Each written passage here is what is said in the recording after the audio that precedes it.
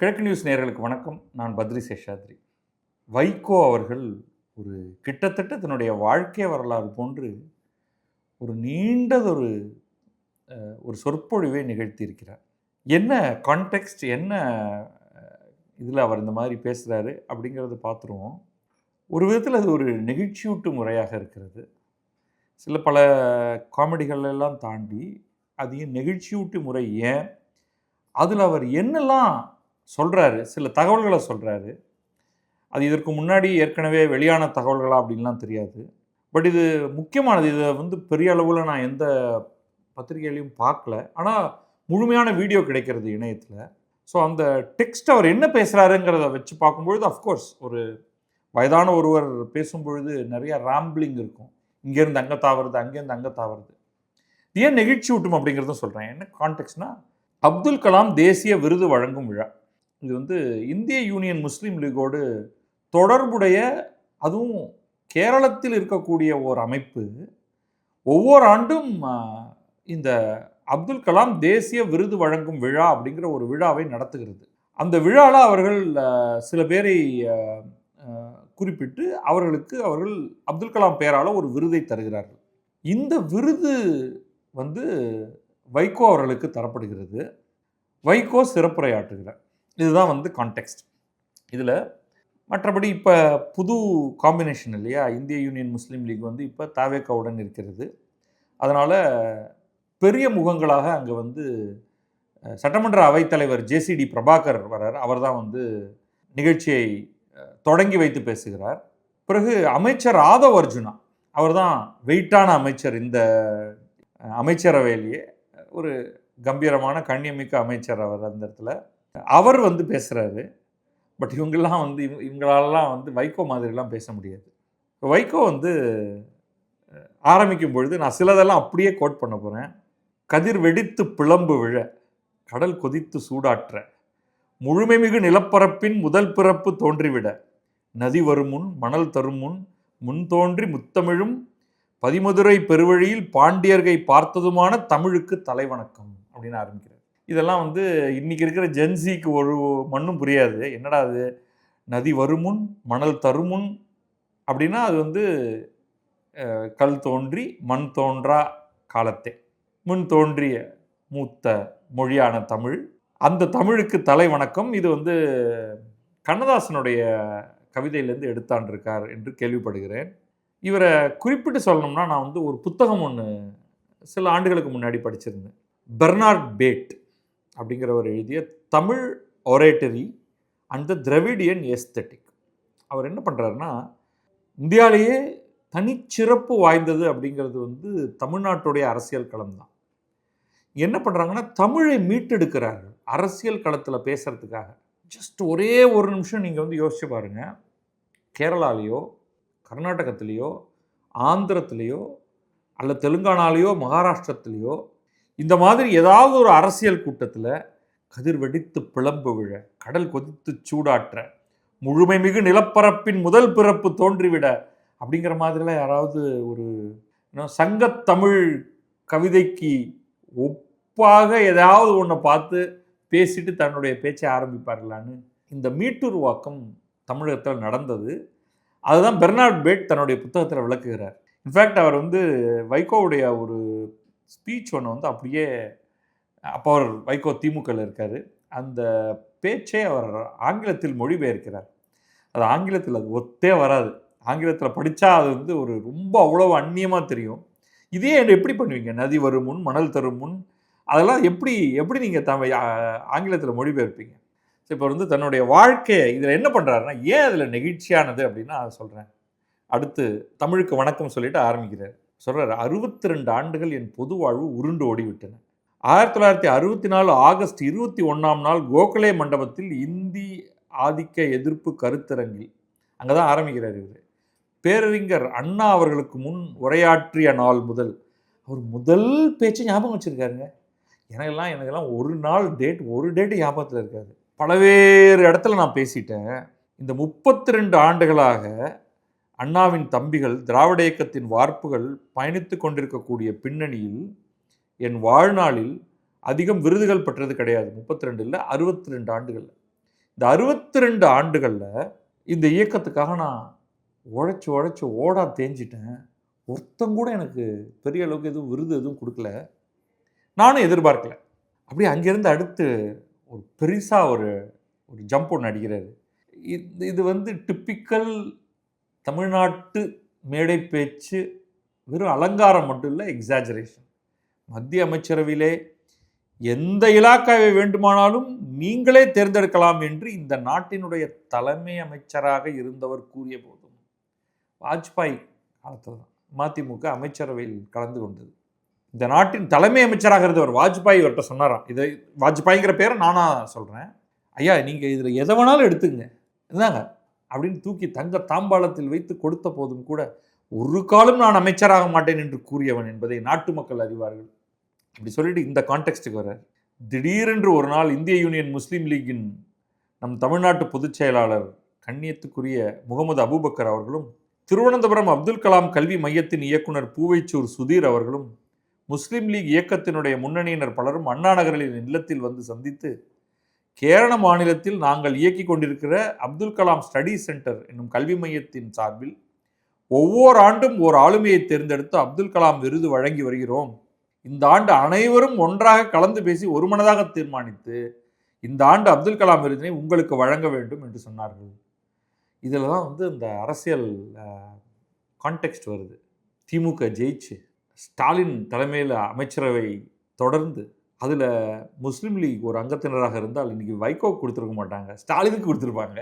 ஆட்சி மாற்றம் நடந்து அந்த ஆட்சியை உருவாக்குவதற்கு உதவுவதற்காக முஸ்லீம் லீக் இடம்பெயர்ந்து அதற்கு பின்னாலேயே வைகோவும் இடம்பெயர்ந்து வந்திருக்கிறதுனால தான் வந்து வைகோவுக்கு கொடுக்குறாங்கங்கிறது என்னுடைய கருத்து. ஆனால் பாவம், அவருக்கு ஒரு அவார்டு கொடுத்துருக்காங்க அப்படிங்கிறதே வந்து சிறப்பானது. அவரே சொல்லிட்டார், எனக்கு பெரிய அவார்டெல்லாம் எதுவும் வரலைங்க. அப்புறம் இது வந்து கேரளா கனெக்ஷன் இருக்கு இல்லையா, அப்போ கேரளாவை பற்றி பேசணும். இந்த ஸ்ட்ரக்சர் ஆஃப் திஸ் டாக் அது எனக்கு ரொம்ப பிடிச்சிருந்தது. கேரள மாநில சகோதரர்களுக்கு ஒன்று சொல்வேன், ஒரு காலகட்டத்தில் மரிக்கட்டே மரிக்கட்டே வைகோ மரிக்கட்டே என்று சில பகுதிகளிலே பலத்த முழக்கம் எழுந்தது. உங்களுக்கு அர்த்தம் புரியும்ல? சாகட்டும் சாகட்டும் வைகோ சாகட்டும், அதுதான் அதுக்கு அர்த்தம். ஏன் அப்படின்னா, நம்ம தலைவர் வந்து முல்லைப்பெரியாறு அணைக்கு தீவிரமாக குரல் கொடுப்பவர். முல்லைப்பெரியாறு பிரச்சனையில் அது கேரளா மக்களுக்கு அது பிடிக்கல. அவங்க வந்து முல்லைப்பெரியாறு அணையுடைய அது வந்து அன்சேஃப் அப்படிங்கிற கருத்தில் இருக்கிறவங்க.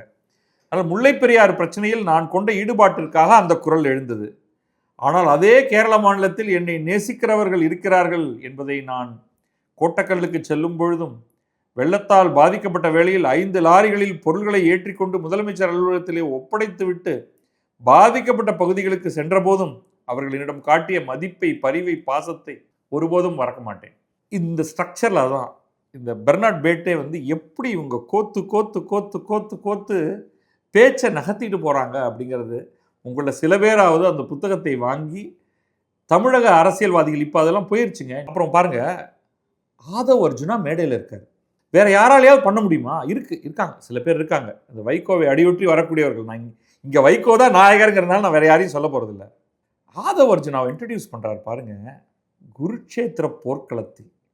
இதில் தான் இவங்க தனியாக நிற்கிறாங்க. இன்றைக்கி கட்சியில் ஜெயிக்கலாங்க, நீங்கள் ஜென்சியை வச்சுக்கிட்டு ஜெயிக்கலாம், ஆனால் என் தலைவன் வைகோ கிட்ட கூட உங்களால் வர முடியாது. குருட்சேத்திர போர்க்களத்தில் 10 பெயர்களை பெற்றிருந்த காண்டீபனாம் சவ்யசாசியாம் எடுக்கிறாரு பாருங்க பேர் என்ன. அவருக்கு அப்போ மகாபாரத்தை எவ்வளோ தூரம் நீங்கள் கேள்விப்பட்டிருக்கீங்களா? காண்டீபன், ஏன்னா காண்டீபம்ங்கிற வில்லை வைத்திருப்பதனால் காண்டீபன். சவ்யசாசி, 2 கைகளாலும் அவன் ஒரே நேரத்தில் அவன் அம்புகளை விடக்கூடியவன். 2 வில்லை வச்சுக்கிட்டு 2 கையால் சர சர சரன்னு விடுவானான். எப்படின்லாம் யோசிக்காதீங்க. அவன் தான் சவ்யசாச்சி, பார்த்திபன், கிரீட்டி. அவங்க இருக்கிற பேர்கள் அதை 10 பேர் 2 4 பேர் சொல்கிறாரு. இதுவே நீங்கள் யாரும் கேள்விப்பட்டிருக்க மாட்டீங்க. அர்ஜுனன் எப்படி கணைகளை தொடுத்து கௌரவர் படையை துவம்சம் செய்தானோ, வார்த்தை வாயில் விளையாடுது பாருங்க. அதை போல அந்த பெயரையும் தன்னுடைய பெயரோடு இணைத்து கொண்டிருக்கக்கூடிய ஆதவ் அர்ஜுனா அருகிலே நிற்கின்ற போது நான் குள்ளமானவனாக தெரிகிறேன். அடிச்சாரு பாருங்க. ஏன்னா இந்த ஆள் 8 அடியோ என்னவோ இருக்காரு. இந்த ஆள் எங்க போய் நின்னாலும் இவருக்கு மட்டும் தனியா கேமரா வைக்க வேண்டியதா இருக்கு. நிஜமாவே அவர் பக்கத்துல நின்னா நீங்க குள்ளமானவனா இருப்பீங்க. ஆனா அதை எப்படி கொண்டு வராரு பாருங்க. புகழ், நீ காண்டீபன் மாதிரியா, ஆதவ அர்ஜுனா, நீ வந்து எதிராப்புல திமுக யாரை நிறுத்தினாலும் நீ சவ்ய சாட்சியாக கணைகளை அடித்து நொறுக்கக்கூடியவன் நீ. உன் பக்கத்தில் நான் குள்ளமாத்தாயா இருப்பேன் அப்படின்னு பின்னிட்டாரு. கணிக்கிறார் வைகோ. அப்புறம் மலையாளத்துக்கு, கேரள மாநிலத்து சகோதரர்களுக்கு சொல்வேன், உங்கள் மொழியை நான் மிக மிக மிக ரசிப்பவன். இனிய செந்தமிழை, குஞ்சு தமிழை சொன்னால் அது மலையாளத்தை போல் இருக்கும். அதை வந்து குழந்தைகள் பேசினா, நாள்தோறும் பழைய திரைப்பட பாடல்களை கேட்பதுதான் எனக்கு பொழுதுபோக்கு, அயர்வை போக்குவது. இது 45 ஆண்டுகளாக இந்த பழக்கம் இருக்கிறது. அதில் 5 மலையாள பாடலாவது இருக்கும். அடி டச்சிங் போடுறாரு பாருங்க. செம்மீன் பாட்டுகளை தினந்தோறும் கேட்டுக்கொண்டிருக்கிறேன். நான் நடிகர் திலகத்தை உச்சிமேல் வைத்து போற்றுகிறவன். மக்கள் திலகத்தினுடைய திரைப்படங்களை சோர்வு ஏற்படுகிற நேரங்களில் நாடோடி மன்னன், தாய்க்கு பிந்தாரம் திரும்ப திரும்ப தொலைக்காட்சியிலே போட்டு என்னை ஊக்கப்படுத்திக் கொள்வேன். அதை போலத்தான் 2 மாபெரும் சிகரங்கள் கேரள திரைப்படத்துறையிலே. ஒருவர் மம்முட்டி, இன்னொருவர் மோகன்லால். மம்முட்டி அவர்களுடைய படத்தில் மாப்பிள்ளைமார் கழகத்தை பற்றி அற்புதமாக எடுக்கப்பட்ட அந்த காவியத்தில், சத்தியமாக எனக்கு தெரியாதுங்க இதெல்லாம், என்னவோ அவர் சொல்கிறத அப்படியே நான் சொல்கிறேன் உங்களுக்கு. காதர் என்கிற பாத்திரத்திலே மம்முட்டி இளம் வயதில் கர்ஜிப்பதையும் அவர் உடல் மொழியையும் பார்த்து அதிலே மயங்கி அன்றிலிருந்து அவருடைய அத்தனை திரைப்படங்களிலும், இது ஒரு வடக்கன் வீரகதாவாக இருக்கட்டும், நாயர் சாபாக இருக்கட்டும், சிபிஐ டைரியாக இருக்கட்டும், பழசி ராஜாவாக இருக்கட்டும், அண்மையிலே வந்து விருது பெற்ற பிரம்மதேசம் என்ற படமாக இருக்கட்டும், பார்த்து விடுவேன். அதே போலத்தான் மோகன்லால். காமன் பாயிண்ட் எல்லாத்தையும் டச் பண்ணிட்டாரு. அப்புறம் குஞ்ஞாலி மரைக்காயரை பார்த்து விட்டு எவ்வளவு ஒரு மாவீரன் படத்தை என்ன அற்புதமாக மோகன்லால் சித்தரித்திருக்கிறார் என்று நான் இந்த வேளையிலே இந்த இருவரையும் மிகவும் மதிக்கிறேன். நமக்கு தமிழ் படமே தடுமாறும், இதில் மலையாள படத்தை வேற பற்றி பேசணும். ஒரு நாள் ஜான் பிரிட்டாஸ் மார்க்சிஸ்ட் எம்பி என்னை பார்க்க வந்தார். ஜான் பிரிட்டாஸ் வந்த உடனே இவர் வந்து அவர்கிட்ட சொன்னாராம், நான் மம்முட்டியை மிக நேசித்து ரசிப்பவன், அவரிடம் பேச ஆசைப்படுகிறேன் அப்படின்ட்டாராம். உடனே அவர் டக்குன்னு ஃபோன் எடுத்து டட்டுன்னு அடிச்சு, அரசியலில் முக்கியமான தலைவர் மிஸ்டர் வைகோ உங்களிடம் பேச விரும்புகிறார், நீங்கள் பேசுங்க அப்படின்னு கொடுத்துட்டாராம். அலைபேசியில் மம்முட்டி வந்தார். ஹலோ சார் அப்படின்னு மம்முட்டி சொல்கிறாராம். உடனே இவர் வந்து மம்முட்டிக்கிட்ட தமிழ்லேயே பேசலாம். அதான் அதில் இங்கே சென்னையில் தான் எப்போ பார்த்தாலும் இங்கே அவருடைய வீடு இங்கே தான் இருக்குது, அவருடைய புள்ள இவங்க எல்லாம் இங்கே தான் இருக்காங்க. ஆனால் வைகோ இல்லையா, அதனால் அவர் இங்கிலீஷில், நீங்கள் பேசும் வார்த்தைகள் என்னுடைய இதயத்தையும் செவிகளையும் அப்படியே நனைத்து ஈரமாக்கிவிடும், தித்திக்க செய்யும் அப்படின்னு சொல்லிட்டார். அது எதுக்கு இங்கிலீஷில் பேசணும், சரி பரவாயில்ல விடுங்க. உடனே மம்முட்டி சொன்னாராம், ஐ லவ் யூ அப்படின்ட்டு. அது தித்திக்க தானேப்பா செய்யணும். ஐ லவ் யூன்னு சொன்னதுக்கு பிறகு வேறு என்னப்பா இருக்கும். இந்த மாதிரி வந்து சுற்றி இருக்கிறவங்களெல்லாம் பாராட்டுறாரு. அதுக்கப்புறமா வந்து இப்போ நம்ம வந்து இன்னொரு முக்கியமான பாயிண்ட்டுக்கு வரணும். இது யாருடைய பேரால் விருது தரோம்? அப்துல் கலாம் பேரால். அப்போ இவ்வளோ நேரம் வரைக்கும் விருது கொடுக்குறவங்க யார்? கேரளாக்காரங்க. கேரளாக்காரங்களெல்லாம் பேசியாச்சு. இப்போ அப்துல் கலாம் பற்றி அடுத்து பேசணும். விருது யார் பேரால் அமைந்திருக்கிறது? அதுக்கு வந்து அது எப்படி அது என்ட்ரி கொடுக்குறாரு பாருங்க. 1931ஆம் வருடம் அக்டோபர் 15ஆம் நாள் கடல் அலைகள் தாளாட்டுகிற ராமேஸ்வரத்திலே, சாதாரணமாக ராமேஸ்வரம்னு சொல்லக்கூடாது, பிறந்த அந்த மாமனிதர் வாழ்க்கையில் தனக்கென்று ஒரு குடும்பத்தையும் அமைத்துக் கொள்ளாதவர். அவருடைய இறுதி நாள் ஷில்லாங்கிலே கல்லூரியிலே பேசிக்கொண்டிருக்கிறார். 7 நிமிடங்கள் கிடைக்கின்றன. அதை காட்சிப்படுத்துகிறார்ல, நீங்கள் உங்களுக்கு அப்படியே கண்ணில் வந்து கடல் அலைகள் தாளாட்டும் ராமேஸ்வரம் தெரியும். அடுத்து ஷில்லாங்கில் அவர் மைக்குக்கு முன்னாடி நின்று மாணவர், கடல் போன்று இருக்கக்கூடிய மாணவர்கள்ட்ட அவர் பேசுறது தெரியும். 7-8 நிமிடங்கள் கடக்கின்றன. அப்படியே சரிந்து விடுகிறார். உயிர் பறவை பறந்து போய்விட்டது. அதையும் பாருங்கள், என்ன சிமிலியெல்லாம் கொண்டு வந்து, உருவகம், உயிர் பறவை பறந்து போய்விட்டது. 27ஆம் தேதி 2015 ஜூலை மாதம். இதெல்லாம் குறிப்புகள் வச்சுட்டு அவர் பேசுகிறாருன்னு நினைக்கிறீங்க? சான்ஸே கிடையாது. அப்படியே பொழியிறது தான். அதிர்ச்சியுற்ற நான் ராமேஸ்வரத்துக்கு ஓடினேன். அவர் மேனி கொண்டு வரப்படுகிற வரை 3 நாட்கள் ஆயிற்று. அங்கேயே வைத்திருந்தார்கள். பிறகு அவருக்கு இறுதிச் சடங்கு. லட்சோபலட்சம் மக்கள் குவிந்திருந்தார்கள். நான் அங்கு சென்றேன். அப்போ இவர் அங்கே போகிறார். உடனே இவர் வந்து என்ன பண்ணிடுறாங்க, அங்கே நிறையா காவல் அதிகாரிகள்லாம் இருக்காங்க. இவர் வேற தோளில் கருப்பு துண்டை போட்டால் அதை இறக்க மாட்டார். அதனால் சொல்கிறாரு, இந்த கருப்பு துண்டை பார்த்தாலே அவர்கள் என்னை கருப்பு துண்டை பார்த்ததாக அனுமதிக்க மறுத்தார்கள். ஏன்னா கருப்புங்கிறது வந்து ஒரு ப்ரொட்டஸ்ட்டுக்கான கலரும் கூட. கருப்பு கொடி போராட்டம் அப்படிங்கிறதெல்லாம் நம்ம ஊரில் ரொம்ப சர்வசாதாரணம். அப்போ என்ன பண்ணாங்க, கலாம் குடும்பத்திலேருந்து ஒரு நுழைவட்டை இவருக்கு கொடுத்துருக்காங்க. அதை வைத்துக்கொண்டு அவங்க போய் அப்துல் கலாமுடைய அண்ணன் அவர் பக்கத்தில் போய் இவர் உட்காந்துட்டார். கொஞ்ச நேரம் கலெக்டர், எஸ்பி வந்தாங்க. வந்துட்டு நீங்கள் எப்படி இங்கே உட்காரலாம்? நீங்கள் வைகோன்னு எங்களுக்கு தெரியும். இது வந்து கலாமுடைய குடும்பத்தவர்கள் உட்கார வேண்டிய இடம் அப்படின்னா, அப்படியே அப்துல் கலாமுடைய அண்ணன் சொன்னாராம், அவரும் எங்கள் குடும்ப உறுப்பினர். டக், ஓவர், க்ளோஸ். அப்போ எப்படி வைக்கிறாரு பாருங்க.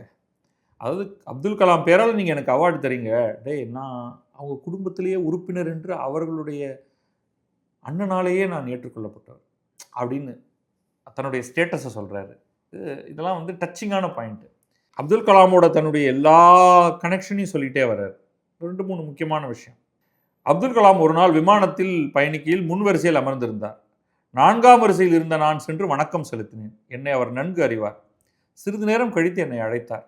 5 வரிகளில் என்னை பாராட்டி ஒரு கவிதை எழுதியிருந்தார். என்னை இந்த மாமனிதர் கவிதையிலே புகழ்வதா என்று நினைத்து கொண்டிருந்தேன் அப்படின்னு சொல்லிட்டு, அடுத்தது வந்து குடியரசுத் தலைவர் தேர்தலில் எப்படி வந்து அப்துல் கலாம் பேரை ப்ரப்போஸ் பண்ணுறாங்க. ஸோ எஃபெக்டிவ்லி வைகோ என்ன சொல்கிறாருன்னா, அதுக்கு நான் தான் காரணம் அப்படிங்கிறது. 2002 ஜூன் மாதம் 7ஆம் தேதி ஜார்ஜ் பெர்னாண்டஸ் என்னை அழைத்தார் அப்படின்னு வைகோ சொல்கிறார். நாளைக்கு தோழமை கட்சி தலைவர்களின் கூட்டம். யாரை குடியரசுத் தலைவர் ஆக்குவது என்று தீர்மானிப்பதற்காக வாஜ்பாய் கூட்டியிருக்கார். வாஜ்பாய் தான் பிரதமர். இந்த கூட்டத்தில் நீங்கள் கலந்து கொள்ள வேண்டும் அப்படின்னு இவர்கிட்ட சொல்கிறாங்க. இவர் போகிறார். யார்? வைகோ போகிறார். அப்போ பிரமோத் மகாஜன் ரொம்ப முக்கியமான பாரதிய ஜனதா கட்சி தலைவர். அவர் சொல்கிறாரு, அவர் வைகோட்ட சொல்கிறாராம், நாளை நடைபெறுகிற கூட்டத்தில் நீங்கள் ஒரு சிறுபான்மை சமூகத்தைச் சேர்ந்தவரைத்தான் குடியரசுத் தலைவர் வேட்பாளர் ஆக்க வேண்டும் என்று நீங்கள் தான் குரல் கொடுக்க வேண்டும். கிறிஸ்தவ சமூகத்தைச் சேர்ந்த ஒருவர் பெயரை நீங்கள் சொல்லி அவரை ஆக்க வேண்டும் என்று முன்மொழியுங்கள் என்று என்னிடம் சொன்னார்கள். இது நான் இது வரைக்கும் கேள்விப்படாதது. அதனால் என்ன சொல்கிறார் அப்படின்னு பார்ப்போம். கூட்டம் தொடங்கியது. ஃபரூக் அப்துல்லா இருக்கிறார், நிதிஷ்குமார் இருக்கிறார், பல தலைவர்கள் இருக்கிறார்கள். ஒருவரும் ஒன்றும் சொல்லவில்லை. வாஜ்பாய் அங்கிருந்து பார்த்தார். அப்படியே அப்படி ட்ராமாவை காமிக்கிறார் பாருங்க. அந்த இடத்த, அந்த நிகழ்வு அப்படியே அவங்க கண்ணு முன்னாடி கொண்டு வர்றாரு. வாஜ்பாய் அங்கிருந்து பார்த்தார். நீங்கள் ஏதாவது சொல்ல விரும்புகிறீர்களா என்று என்னை பார்த்து கேட்டார். அதான் ஏற்கனவே செட்டப் பண்ணியாச்சு. உடனே இவர் எழுந்து நின்னாராம். அப்பப்போ நடுவில் அவர் இங்கிலீஷ்லாம் பேசுகிறார். நம்ம அதை தமிழாக்கிடுவோம். நான் வந்து சிறுபான்மை சமூகத்தைச் சேர்ந்த ஒருவரது பெயரை நான் பரிந்துரைக்க விரும்புகிறேன் அப்படின்னு எழுந்து இவர் சொல்கிறார். இப்போ திராவிட முன்னேற்ற கழகத்தின் சார்பில் கலந்து கொண்ட நாடாளுமன்ற உறுப்பினர் இதை கடுமையாக நாங்கள் எதிர்க்கிறோம். இவர் ஒரு பேரை சொல்கிறாரு. ஆனால் திராவிட முன்னேற்ற கழகத்துடைய உறுப்பினர் வந்து இதை எங்கள் கடுமையாக எதிர்க்கிறோம். இவர் குடியரசுத் தலைவர் பதவிக்கு இவரை முன்மொழியக்கூடாது. இதற்கு நாங்கள் உடன்பட மாட்டோம் அப்படிங்கிறார். இது ஒரு சர்ச்சையானவுடன் வாஜ்பாய் என்ன செய்தார்? மீட்டிங் லேட்டர், பிறகு சந்திப்போம் அப்படின்னு சொல்லிட்டு கிளம்பி போயிட்டார். எல்லோரும் வெளியேறி விட்டோம். நான் போகவில்லை. நான் வாஜ்பாய் அவர்கள் காலத்தில் அப்பாயின்மெண்ட் இல்லாமல் எந்த நேரத்திலும் அவரை சந்திக்கலாம். அந்த கதவுகள் எனக்காக எப்போதும் திறந்திருக்கும். அவருடைய அறைக்கு சென்றேன். அவர் அமைதியாக கவலையோடு உட்கார்ந்திருந்தார். அடல் பிஹாரி வாஜ்பாய், மிஸ்டர் அடல் பிஹாரி வாஜ்பாய், எதுக்கு வருத்தப்படுறீங்க என்றேன். மைனாரிட்டி கம்யூனிட்டி, ஃபக்ருதீன் அலி அகமது இருந்தால் என்ன, ஜாக்கிர் ஹுசேன் இருந்தால் என்ன, அதே சமூகத்தில் இருந்து அனைத்து தகுதிகளும் கொண்ட ஒருவரை, ஒரு மாபெரும் கவிஞரை, தன்னலமற்ற ஒரு தியாகியை, அணு ஆயுத வல்லரசாக இந்தியா உருவாவதற்கு காரணமாக இருந்தவர்களில் ஒருவரான அப்துல் கலாம் அவர்களை ஏன் குடியரசுத் தலைவராக ஆக்கக்கூடாது அப்படின்னு இவர் சொல்கிறார். பதிலே பேசவில்லை வாஜ்பாய், அமைதியாக இருந்தார். அவர் ஏதாவது தலை அசைப்பார் அப்படின்னு பார்த்தா 8ஆம் தேதி ஜூன் 2002 இது நடந்தது. 10ஆம் தேதி அறிவிக்கிறார், presidential candidate APJ Abdul Kalam. அப்போ இதை வந்து வாஜ்பாய்க்கு இந்த பெயரை பரிந்துரைத்தது வைகோ அப்படின்னு அவர் தெளிவாக சொல்கிறார். இங்கே அப்துல் கலாம் அவர்களை அறிவித்த போது நினைத்தேன் எவ்வளவு மகிழ்ச்சியாக இருக்கிறது என்று. அப்போ முதல் தடவை குடியரசுத் தலைவர் ஆக்க வேண்டும் என்று சொன்னவனும் வைகோ, 2வது முறை ஜெயலலிதா அந்த முடிவை எடுக்க வைத்தவனும் வைகோ அப்படிங்கிறத வந்து நான் உரிமையோடு தெரிவித்துக் கொள்கிறேன் அப்படின்னு பேசுகிறார். தமிழக வெற்றிக் கழகம் பற்றி சொல்கிறார். அடிப்படையில் விஜய் அடங்கி இருக்கக்கூடிய தமிழக வெற்றிக் கழகம் ஒரு காலம் பிஜேபியின் பக்கம் சாயாது. எனக்கு முழு நம்பிக்கை இருக்கிறது. எது? தாவேக பாரதிய ஜனதா கட்சி பக்கம் சாயாது என்று. மதச்சார்பின்மையை பாதுகாக்க நடத்துறது முஸ்லீம்கள் நடத்துகிற மீட்டிங். அதனால் மதச்சார்பின்மையை பாதுகாக்க, சமூக நீதியை பாதுகாக்க அவர்கள் போர்க்களத்து சிப்பாய்களாக நிற்பார்கள். தமிழக வெற்றி கழகத்தினர் யார்? அவங்க தான் போர்க்களத்து சிப்பாய்களாக நிற்பார்கள். நான் ஒன்றை சொல்வேன், நான் எந்த அணியில் இருந்தாலும் அந்த அணியை வெற்றி பெற வைக்கும் பிரதான சேனாதிபதிகளில் ஒருவனாக இருப்பேன். இன்றைக்கு உங்களோடு இருக்கிறேன். உங்கள் அரசுக்கு ஆபத்து விளைவிக்க எவர் முயன்றாலும் அதை தடுக்கின்ற போர்வாளாக, கேடயமாக மறுமலர்ச்சி திராவிட முன்னேற்ற கழகம் இருக்கும். இவருக்கு போர்வால், கேடயம், அரண் இப்படின்னு ஏதாவது ஒன்றா அவர் ஃப்ரண்ட்லைன் ஃபோர்ஸாக அவர் மாறிடுவார். அது எவ்வளவு ஆர்வத்தோடு அவர் சொல்கிறார் பாருங்க. சரி, இப்படி சொன்னால் கூட பரவாயில்ல, ஆனால் தலைவர் அதுக்கு மேலே தாண்டி போகிறாரு.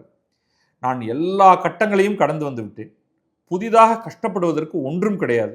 இப்போது என்னோடு இருக்கக்கூடிய தோழர்கள் எதையும் எதிர்பார்க்கிறவர்களும் அல்ல. அவன் மைண்ட் வாய்ஸ் ரோவில் உட்காந்துருக்கிற அந்த ஒரு 10 பேர், சார் ஏன் இப்படியெல்லாம் சொல்கிறீங்க, நான் ஒன்றுமே எதிர்பார்க்கலன்ட்டு நீங்களாவே முடிவு பண்ணலாமா?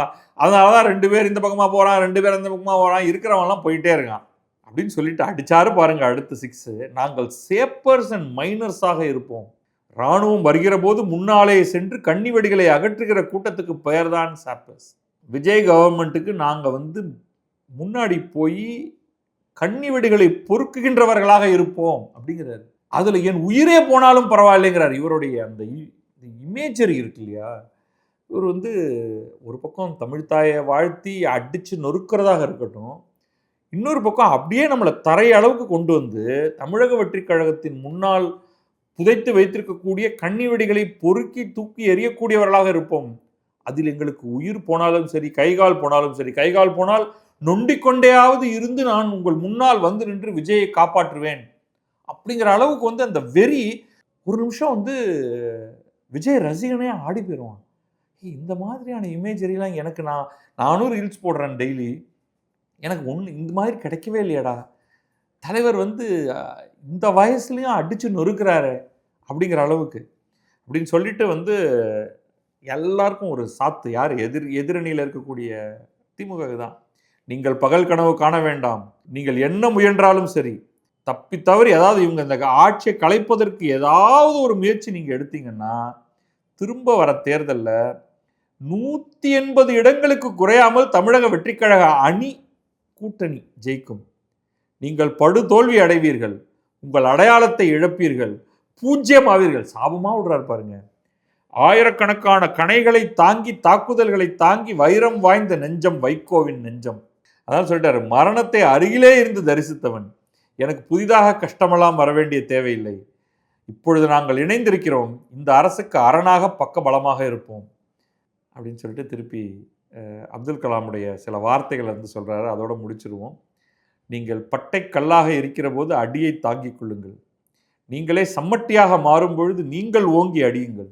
இது அப்துல் கலாமுடைய வார்த்தைகள். அதை நம்ம செக் பண்ணணும். ஏன்னா உலகின் பொன்மொழிகள் எல்லாத்தையும் எழுதிட்டு அதில் யாரோ ஒரு பேரை உள்ளே போட்டுடலாம், அப்துல் கலாம் அப்படின்னு போட்டுடலாம். அப்துல் கலாமுடைய வார்த்தைகள். அவருடைய கடைசி நாட்களிலே அவர் ஒன்றை சொன்னாராம், இறைவா நான் மேலே மேலே ஏறிக்கொண்டே இருக்கிறேன், இறைவா எங்கே இருக்கிறது இந்த உன்னத சிகரம்? இது உண்மை, இது நான் அவர் படிச்சிருக்கேன். இறைவா நான் உழுது கொண்டே இருக்கிறேன், எங்கே காண்பது அந்த இன்ப புதையலை? இறைவா நான் கடலைகள் மீது பயணித்து கொண்டே இருக்கிறேன், தொடர்ந்து பயணிப்பேன். இறைவா எங்கே நான் பார்ப்பது சமாதான தீவை? அதுக்கப்புறமா நம்ம அவருடைய முதல் போட்டி, 2வது போட்டி, அது எல்லாத்தையும் நம்ம பார்த்துட்டோம். கடைசியாக அவர் எல்லாத்தையும் முடிச்சுட்டு, என் வாழ்க்கையில் யாரும் எனக்கு விருது கொடுத்தது கிடையாது, அதுதான் பாயிண்ட். இவங்க கொடுத்துட்டாங்க விருதை. நான் விருதை எதிர்பார்த்ததும் கிடையாது. ஆனால் இன்னொரு மாநிலத்திலிருந்து, என் மீது கொஞ்சம் கசப்பு இருந்த மாநிலத்திலிருந்து நீங்கள் என்னை தேர்ந்தெடுத்ததற்கு தமிழ்நாட்டு மக்கள் சார்பில், எங்கள் இயக்கத்தின் சார்பில் நன்றியை தெரிவித்துக் கொள்கிறேன்னு சொல்லிட்டு, கேரளமும் தமிழ்நாடும் சகோதர மாநிலங்களாக, சகோதரர்களாக இருப்போம், நாங்கள் பொருட்களை அனுப்புகிறோம், நீங்கள் கொஞ்சம் தண்ணீரை திறந்து விடுங்கள்னு முடிச்சிட்டாரு. கடைசியாக முல்லப்பெரியாரை திறந்து விடுங்கள் அப்படின்ட்டு. சேட்டமார்கள்லாம் திரும்ப மறிக்கட்டேன்னு தான் ஆரம்பிப்பாங்களே தவிர, அவங்களுக்கு இந்த அவங்க தண்ணி கொடுக்கறதுலாம் அவங்களுக்கு பிரச்சனை இல்லைப்பா. இந்த டேம் மீது அவர்களுக்கு நம்பிக்கை இல்லை. கர்நாடகத்துக்கும் நமக்கும் இருக்கிற பிரச்சனை வேறு, கேரளத்துக்கும் தமிழ்நாட்டுக்கும் இருக்கிற பிரச்சனை வேறு. ஆனால் இந்த ஸ்ட்ரக்சரும் இவர் வந்து தன்னுடைய வாழ்க்கையிலிருந்து அங்கும் இங்குமாக பல்வேறு விஷயங்களை எடுத்து தூவியதும் இங்கே வந்து பார்த்து ரசிக்க வேண்டிய ஒரு அருமையான பேச்சு. அதோடு கூட பெர்னார்ட் பேட்டோட புத்தகத்தையும் படித்து உய்யுங்கள் என்று வேண்டிக் கொள்கிறேன். நன்றி, வணக்கம். நான் பத்ரி சேஷாத்ரி. இது கிழக்கு நியூஸ்.